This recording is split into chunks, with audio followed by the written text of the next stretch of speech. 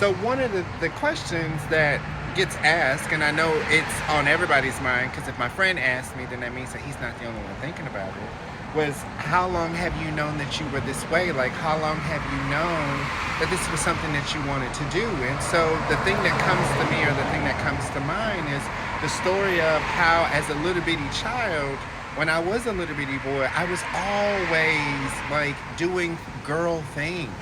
Like, I like Strawberry Shortcake, and I like Rainbow Bright, and I loved My Little Pony, and I loved female heroines. And when I could get the opportunity to, I would sneak off to go play games that my sister was playing with her girlfriends or her female friends. And when my parents would catch me, doing the things that was for girls, I would get scolded, and I would get in trouble, and I would be made ashamed of, and I would be put back with the boys because I needed to be doing boy things and wearing boy clothes and all of these things. And at the time, my parents didn't know any better, right? Because the education about the trans community, with us getting more visibility and people becoming more aware of us, we're aware of when your child acts like this, yeah, they could be acting out, or they could really just be being themselves. And when, as a young child, you're taught that this is wrong, and you get to the age that I am now, it's hard to accept it as being the right thing, because your whole life you've been told it's the wrong thing. You've been told that it isn't something that you're supposed to do, when my whole life this is who I've tried to be, and I've been put back down and told this is not who you are.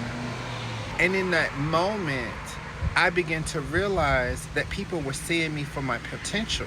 They weren't seeing me for who I was, because when you see me for my potential, you're not living in reality. You're living in a fantasy world of what I could be based on what you've learned and what you've seen and what you've experienced. And yet that's supposed to outweigh the new experiences and the new challenges and the new choices that I'm supposed to experience, so that other people like me can have an opportunity to express themselves a lot earlier on without being challenged by somebody else, all because their experience hasn't taken them there. And so I think that's the part of love where you find yourself having to just let go, right?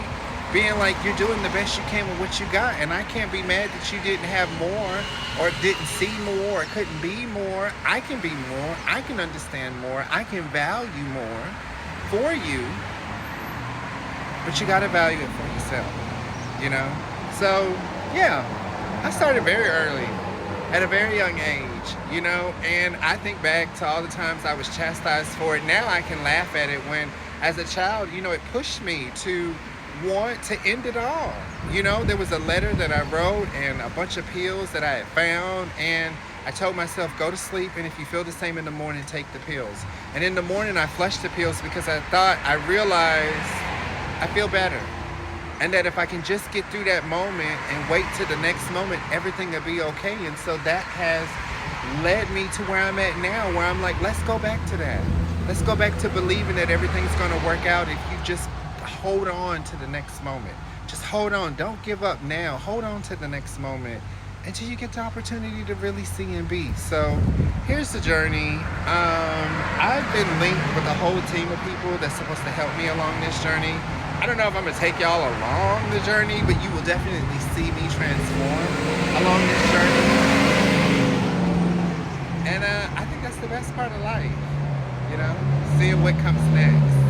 So that's my story. And let's see how much time I got on this bus.